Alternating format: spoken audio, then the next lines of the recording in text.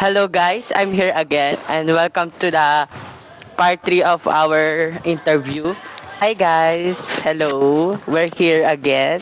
I'm Christopher and Huy, tanga dito ka.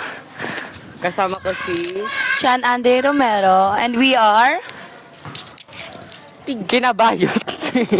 Kabayot. Ayaw nila magpa-interview, nahihiya sila. Pero it's okay, kasama to sa aming gagawin. So, maghanap pa tayo guys. Hey, te, pwede kayo ma-interview? Sa ano lang po, sa research lang po. Pwede po ba? Or may ginagawa? Sige po. Wait lang daw. So, anong gagawin natin? I gonna swing from the chandelier, from the chandelier. Bakit hindi daw ducks, di ba? Oo nga naman, sino ba mga tangang hindi pipili ng ducks, di ba? Gusto ko kasi na-challenge ako. Pipilitin natin kahit hindi kaya. Ayun lang. Duda Marina.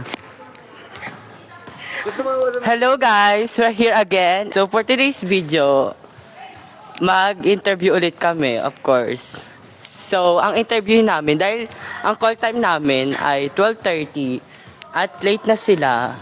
So, ayun ang interview natin, ang mga late. Ang tanong pa rin namin, of course, is diploma or diskarte. Ayun muna. Next, ano na yun, next ibang tanong naman, next episode. Last episode na kasi te, ng diskarte or diploma. So, let's go. Dali, dali. May respondent tayo dito. Pangalan Daniela at saka si ano. Wag mo muna. So, ito. Go. Kayo. Anong pangalan mo? Umas ka dyan. Tama, Hindi ako diskarte. makapili. Diploma po. Bakit? Kasi yun po yung diskarte ko sa buhay. Pwede. Diskarte. Ang pangalan mo muna. Huwag ka muna sumagot.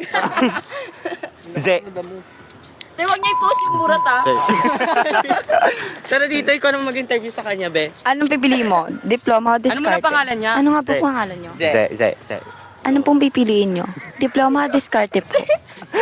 Diskarte. Kasi kung wala kang diskarte, wala kang diploma. Wow, okay. Unlike her.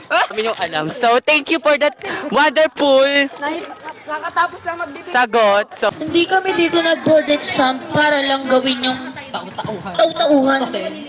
At bastas-bastasin. Anong gagawin mo?